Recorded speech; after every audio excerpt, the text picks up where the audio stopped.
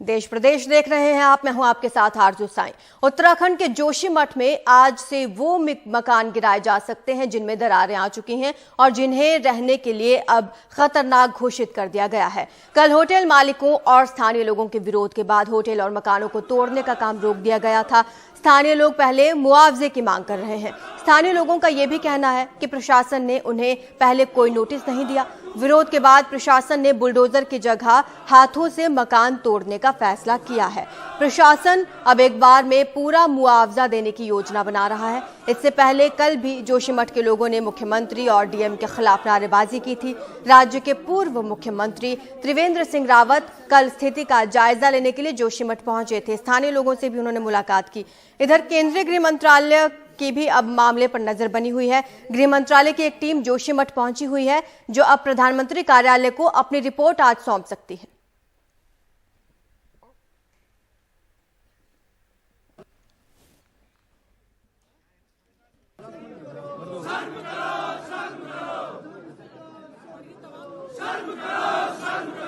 जोशीमठ में होटलों और मकानों को गिराने का काम मंगलवार को शुरू नहीं हो सका। स्थानीय लोगों और होटल के मालिकों के विरोध की वजह से खतरनाक इमारतों को गिराने का काम रोकना पड़ा। होटल मालिकों का कहना है कि उन्हें पहले मुआवजा दिया जाए, फिर होटल को गिराने का काम शुरू हो। वहीं इस बात पर सहमत भी बनी कि क्षतिग्रस्त इमारतों को गिराने के लिए बुलडोजर का इस्तेमाल नहीं किया जाएगा। देखिए, जोशीमठ में माननीय मुख्यमंत्री जी के निर्देश पे मैं और चीफ सेक्रेटरी साहब गए थे और वहां पर हम लोगों ने मौके पे जायजा लिया और बहुत सारी कार्रवाइयां प्रचलित हैं। पुलिस की पूरी तैयारी है। कई बारी जरूरत पड़ेगी तो कुछ एरिया को सील भी किया जा सकता है। कुल मिलाकर के वहां पे साइंटिफिक स्टडीज चल रही हैं। राज्य सरकार के निर्देशन में जो भी निर्णय लिए जाएंगे उनका उत्तराखंड पुलिस अच्छे से जो है पालन करवाएगी। प्रभावित मकानों के मालिकों को राज्य सरकार ने 4,000 रुपए प्रति महीना देने का ऐलान किया है, पर लोगों की शिकायत है कि होटल और मकानों को गिराने की बात कही जा रही है, लेकिन मुआवजे की बात नहीं हो रही है। पुनर्वास को लेकर अधिकारियों को भी गुस्से का सामना करना पड़ रहा है। सबसे बुरी कंडीशन थी मनोहर बाग के आपके पास आए और आपने क्या जवाब दिया? उत्तरा पांडे जी आई आपके पास और आपने क्या जवाब दिया? जब आपका छत नीचे गिर जाएगा तब आना और 5,000 रुपए लेके जाना। गलत बात कर रही है। नहीं, आपकी तरफ से बयान आए हैं मैडम। हम आपसे नहीं, ऐसा कभी नहीं मैंने कहा है। आप इस तरह किया, आप एक महिला की पीड़ा नहीं समझ पाई आप तो। अच्छा, ये समझ लीजिए, आपको कल मैं पीपल कोटी में हमारे नहीं, हम आपको कल करा देते हैं, कल शिफ्ट करा देंगे। जोशीमठ से अब करीब 80 किलोमीटर दूर कर्णप्रयाग के भी 50 मकानों में दरार आने की शिकायतें आ रही हैं। स्थानीय लोगों के मुताबिक इनमें 2 दर्जन मकानों में बड़ी बड़ी दरारें हैं। यहाँ भी स्थानीय प्रशासन मौके पर सर्वे कर रहा है कि आखिरकार ये दरार कहां से आ गई है। उत्तराखंड में अंधाधुंध निर्माण, पानी के निकासी की समस्या और बड़ी बड़ी विकास परियोजनाओं को ही जोशीमठ के स्थानीय लोग मकानों में आई दरार का मुख्य कारण समझते हैं। हालांकि उत्तराखंड सरकार ने राहत और पुनर्वास का काम तेज किया है, लेकिन जब तक विकास और पर्यावरण में संतुलन नहीं होगा तब तक ऐसे ही देवभूमि में जगह जगह पर जमीनें दरकती रहेंगी। उत्तराखंड से हर्ष रावत और सौरभ शुक्ला के साथ रवीश रंजन शुक्ला, एनडीटीवी इंडिया। जम्मू कश्मीर के राजौरी में पिछले दिनों हुए आतंकी हमलों के बाद वहां फिर से ग्रामीण रक्षा समितियों को सक्रिय किया जा रहा है। राजौरी और पुंछ में ग्रामीणों को हथियारों और उनको चलाने की ट्रेनिंग दी जा रही है। हथियार चलाने की ये ट्रेनिंग आत्मरक्षा के नाम पर है। मेरी आंखें सीधा देखती हैं और हमारी जो राइफल है वो कंधे पे होती है। राजौरी के डांगरी में आम लोगों को सीआरपीएफ के जवान सिखा रहे हैं कैसे आतंकियों से लोहा लिया जाए। ये वही जगह है जहां पिछले दिनों आतंकियों ने अंधाधुंध फायरिंग की थी। इसमें 5 लोग मारे गए। बाद में हुए आईडी धमाके में 2 बच्चियों की मौत भी हो गई। शुरुआत में गांव में रहने वाले पूर्व सैनिकों को 303 और SLR राइफल्स के साथ ट्रेनिंग दी जा रही है।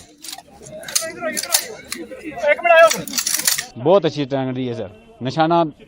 निशाने के लिए बताया सर, गन जो खराब है उसके लिए बताया सर कि ये गन खराब है, अगर जिसकी वो ठीक कर देगी। बहुत अच्छी ट्रेनिंग मिली है सर हमें। SHO साहब भी थे, बहुत अच्छा काम हुआ है हमारा, लेकिन हम देश के लिए बहुत तैयार हैं। हम कुर्बानी दे देंगे, ऐसी कोई बात नहीं है। और तैयार भी मिलने चाहिए इधर BDC वालों को। बहुत से लोग हैं जिनको पता नहीं है कि मैगजीन क्या है, बोल्ट क्या है, फायर कैसे करना है, तो इसलिए हम इनके शुक्रगुजार हैं। बहुत बहुत शुक्रिया। ऐसे तो गन हर आदमी ले सकता है, वरना इसको यूज करने का भी पता होना चाहिए। राजौरी और पुंछ में जिस तरह से हाल के दिनों में आतंकी हमले में खास समुदाय को निशाना बनाया गया, उससे जम्मू कश्मीर में फिर ग्राम रक्षा समितियों को सक्रिय किया जा रहा है। पुराने हथियार की जगह नए हथियार दिए जा रहे हैं। जो लोग हथियार नहीं चलाना जानते हैं, उनको नए सिरे से पुलिस, सेना और CRPF की ओर से ट्रेनिंग दी जा रही है। विलेज डिफेंस कमिटीज को जो भारत सरकार और यूनियन टेरिटरी सरकार ने स्ट्रेंथन करने का फैसला किया है, ये बहुत ही अच्छा कदम है। इससे लोगों में सुरक्षा की भावना आएगी। यहाँ से माइनॉरिटीज को, जो जम्मू के हिली रीजन है, एर्सवाइल डोडा, जिसका आज किश्तवाड़, डोडा और रामबन 3 जिले बने हैं, और राजौरी, पुंछ और किश्तवाड़ और माहौर तहसील जो रियासी डिस्ट्रिक्ट का हिस्सा है, इन जगहों पर बहुत सारे मैसेकर हुए थे लेट 1990s में और अर्ली 2020 में। और ये प्लान वही था कि जो माइनॉरिटीज़ हैं उनको पहाड़ों से भगाया जाए। कुछ तो उस वक़्त प्लेन इलाके में, रियासी में कैंपों में आकर रहे भी, लेकिन इस प्लान को विफल करने में विलेज डिफेंस कमेटीज का बहुत बड़ा रोल है। 1995 में इन विलेज डिफेंस कमेटी ने आतंकवाद को उखाड़ने में अहम भूमिका निभाई थी। इसमें कोई शक नहीं कि ऐसी ट्रेनिंग से लोगों में भरोसा पैदा होगा और आतंकियों में हिचक पैदा होगा। लेकिन आत्मरक्षा के नाम पर हथियार और ट्रेनिंग देने का काम दरअसल एक दुधारी तलवार जैसा है, जिसका इस्तेमाल बहुत सावधानी से करने की जरूरत है। श्रीनगर में नजीर मसूदी के साथ नई दिल्ली में राजीव रंजन, NDTV इंडिया। मुंबई के महालक्ष्मी इलाके के रेस कोर्स को क्या अब मुलुंड शिफ्ट किया जाएगा? ये सवाल इसलिए उठ रहा है कि सरकार की योजना महालक्ष्मी इलाके में मौजूद रेस कोर्स की जगह थीम पार्क बनाने की है। इसे लेकर कई तरह की बातें सामने आ रही हैं। मुंबई के महालक्ष्मी इलाके की 220 एकड़ जमीन पर मौजूद रेस कोर्स की लीज 9 साल पहले 2013 में खत्म हो चुकी है। सरकार अब इसे थीम पार्क बनाना चाहती है। अटकल लग रही है कि महालक्ष्मी रेस कोर्स को मुलुंड ले जाया जा सकता है। इसको लेकर अब आदित्य ठाकरे ने सवाल उठाया है। आदित्य ठाकरे ने ट्वीट कर कहा कि क्या अब महाराष्ट्र की खोखे सरकार रेस कोर्स को बेचना चाहती है? जानकारी के मुताबिक रेस कोर्स की जगह को वे निजी व्यवसायिक हित के लिए बेचना चाहते हैं। वर्ली डेयरी को भी बिल्डरों के हवाले किया जा रहा है। सरकार का कहना है कि उन्होंने अब तक कुछ भी तय नहीं किया है और कुछ लोग केवल राजनीति कर रहे हैं। There should be open space, that is number one, because Mumbai is short of open spaces. It could be a recreational area. हम ओपन स्पेस रखना चाहते हैं, लेकिन ये भी चाहते हैं कि इसका असर वहाँ पर मौजूद रेस कोर्स पर ना पड़े। BMC चुनाव के कारण कुछ लोग राजनीति कर रहे हैं, इसलिए इसे एक मुद्दा बनाया जा रहा है। But it is not at the cost of the game, that is racing. Few people who are aiming at Mumbai Corporation election are unnecessarily raising this question because they don't have anything. सवाल है 2013 से race course की lease के नवीकरण का काम क्यों नहीं हुआ? जानकारों के मुताबिक रेस कोर्स की ओर से कई चिट्ठियां लिखी गई हैं, मगर मामला कहीं और फंस रहा है। इस तरह की खबर आ रही है कि महालक्ष्मी रेस कोर्स 35 किलोमीटर दूर मुलुंड के डंपिंग ग्राउंड ले जाया जा सकता है। हालांकि रेस कोर्स से जुड़े लोगों का कहना है कि ऐसा होना नहीं चाहिए, क्योंकि क्लब के अधिकतर सदस्य दक्षिण मुंबई के हैं। मुलुंड भेजने के मेरे ख्याल से बिल्कुल नामुमकिन है। ऐसे मीडिया ने बातचीत की, कोई क्लब को कोई चिट्ठी नहीं मिली मेरे हिसाब से, और rather than wait for the letter club को इनिशिएट करना चाहिए। BMC कमिश्नर वो तो रीजनेबल मैन है, और मिस्टर फडणवीस और मिस्टर शिंदे, कि ये सब क्यों अखबारों में आ रहा है। आप एक बार हमारे साथ मिलिए, एक सोल्यूशन करें। महालक्ष्मी रेस कोर्स का जो लीज है वो साल 2013 में खत्म हो चुका है, जिसके बाद सरकार ने ना ही इसके लीज को बढ़ाया और ना ही इसके क्लब से किसी प्रकार का कोई किराया लिया। हाल ही में सरकार की ओर से एक बार फिर से इस क्लब से किराया लेने की शुरुआत तो ज़रूर की गई है, लेकिन इसके लीज को बढ़ाया जाना है या यहाँ पर थीम पार्क बनाना है, इसे लेकर कोई फैसला फिलहाल नहीं किया गया है। यानी मुंबई के महालक्ष्मी इलाके के बीचों बीच बसे इस 220 एकड़ ज़मीन का क्या भविष्य है, इसे लेकर फिलहाल कोई स्पष्टीकरण मौजूद नहीं है। मुंबई से कैमरा पर्सन राजेंद्र दयालकर के साथ सोहित मिश्रा, एनडीटीवी इंडिया। वाराणसी में गंगा किनारे टेंट सिटी की कल्पना पीएम मोदी ने काशी विश्वनाथ धाम के लोकार्पण के समय की थी, जो अब साकार हो रहा है। गंगा की रेत पर 100 एकड़ में 600 टेंट बनाए जाने पर यह पहला साल होने के कारण इस बार 270 टेंट बनाए गए हैं। कैसा है ये टेंट सिटी और क्या है इसका टैरिफ, जानिए इस रिपोर्ट के जरिए।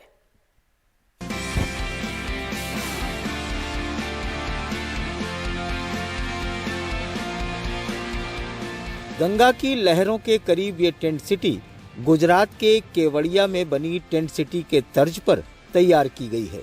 ये 12 जनवरी तक पूरी तरह तैयार हो जाएगी। 15 जनवरी से इसे पर्यटकों के लिए खोल दिया जाएगा।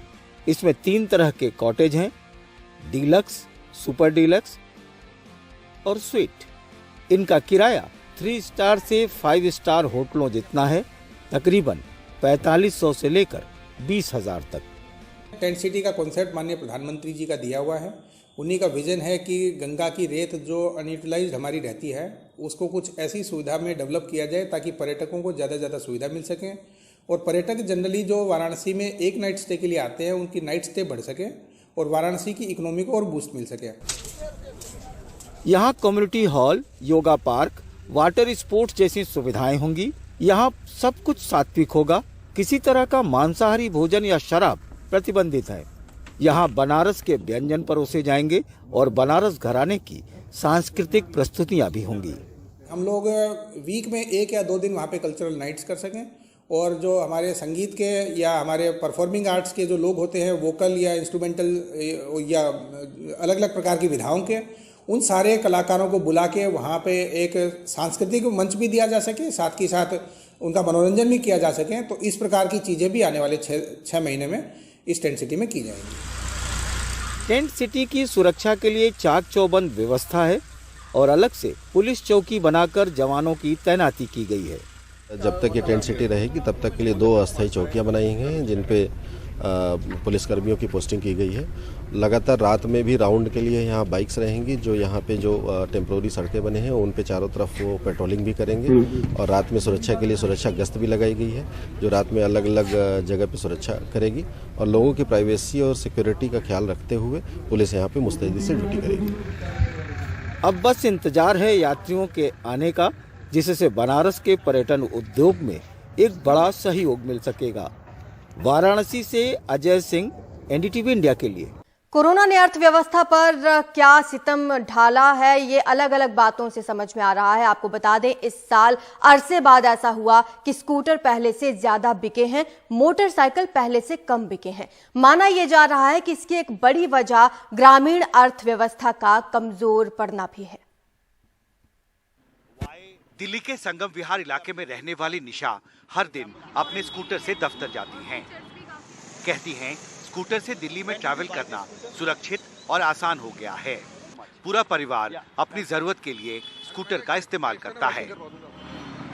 सर, ऑफिस आने जाने में दिक्कत होती थी, बस से काफ़ी लेट हो जाता था, रात में भी लेट हो जाता था, ऑफिस से भी फिर वार्निंग्स मिलती हैं, तो इसलिए स्कूटर खरीदा। और मतलब नाइट में भी अब लेट भी आ सकते हैं और सुबह में भी मतलब टाइमिंग से जाते हैं। घर के पास में जो लोकल शॉपिंग होती है वो आप कर सकते हो आसानी। बिल्कुल सर, हम भी करते हैं, मम्मी भी ले जाती हैं, ब्रदर भी ले जाता है, कभी कभी होता है तो मतलब सब लोग यूज़ कर लेते हैं। दिल्ली के छतरपुर इलाके में रहने वाले प्रांजल दासदेव ने कुछ दिन पहले हीरो मोटर के शोरूम से एक नया स्कूटर खरीदा है। कहते हैं ये मल्टीपर्पज वाहन है, इसमें सामान लेकर जाना भी आसान होता है। मल्टीपर्पज व्हीकल है ताकि सामान आसानी से लेकर जा सकते हैं और घर वाला भी सभी लोग यूज़ कर सकते हैं, कम उम्र वाले भी यूज़ कर सकते हैं, बड़े लोग भी चला सकते हैं, बुढ़ा लोग भी चला सकते हैं। शहरों में आम लोगों के बीच स्कूटर को लेकर बढ़ती दिलचस्पी का सबूत दिसंबर में स्कूटर बिक्री के आंकड़े हैं। दिसंबर महीने में कई कंपनियों के स्कूटरों की बिक्री बढ़ गई, जबकि मोटरसाइकिलें पहले की तुलना में कम बिकी। हीरो मोटर कॉर्प लिमिटेड की तरफ से बॉम्बे स्टॉक एक्सचेंज में दी गई जानकारी के मुताबिक हीरो मोटर कॉर्प ने दिसंबर 2021 में कुल 3,76,862 मोटरसाइकिलें बेची थीं, लेकिन दिसंबर 2022 में मोटरसाइकिल की बिक्री घटकर 3,56,749 रह गई, जबकि इस दौरान स्कूटर की बिक्री दिसंबर 2021 में 17,911 थी, जो बढ़कर दिसंबर 2022 में 37,430 तक पहुंच गई, यानी 108% से ज्यादा बढ़ गई। Federation of automobile dealers association के अध्यक्ष के मुताबिक स्कूटर की बिक्री में बढ़ोतरी की एक वजह इलेक्ट्रिक स्कूटरों की बढ़ती मांग भी है।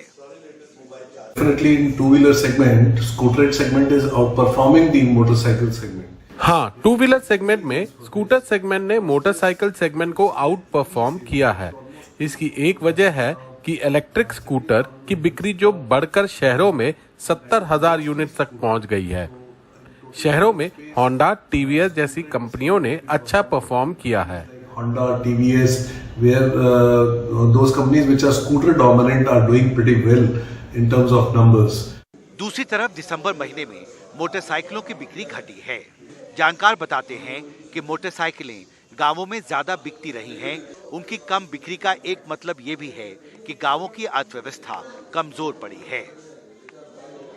ऑटोमोबाइल सेक्टर के एक्सपर्ट्स के मुताबिक छोटे शहरों और ग्रामीण इलाकों में एंट्री लेवल की मोटरसाइकिल की सबसे ज्यादा बिक्री होती है, लेकिन मौजूदा वित्तीय साल की दूसरी तिमाही के दौरान पिछले 5 साल के मुकाबले एंट्री लेवल की मोटरसाइकिल की बिक्री सबसे कम रिकॉर्ड की गई है, जो एक संकेत है कि ग्रामीण अर्थव्यवस्था में डिमांड अब भी कमजोर है। मोटरसाइकिल सेगमेंट ग्रामीण अर्थव्यवस्था से करीब से जुड़ा होता है। ग्रामीण अर्थव्यवस्था में अब भी स्ट्रेस है, कॉस्ट ऑफ प्रोडक्शन बढ़ा है, साथ ही इंटरेस्ट रेट भी काफी बढ़ा हुआ है। मोटरसाइकिल सेगमेंट में स्ट्रेस है और ये हीरो कंपनी के आंकड़ों में साफ दिखता है। Landscape of India. महंगाई दर के आंकड़े भी बताते हैं कि ग्रामीण अर्थव्यवस्था पर बोझ बढ़ा है। नवंबर में शहरों में महंगाई दर 5.68% थी, जबकि गांवों में यह शहरों से ज्यादा 6.09% थी।